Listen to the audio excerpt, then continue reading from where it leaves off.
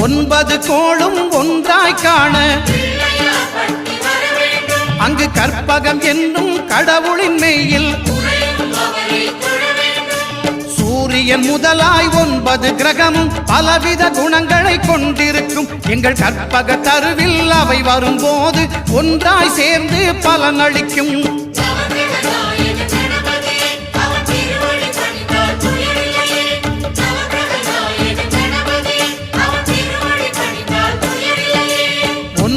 கோளும் ஒன்றாய் காண அங்கு கற்பகம் என்னும் கடவுளின் மெய்யில்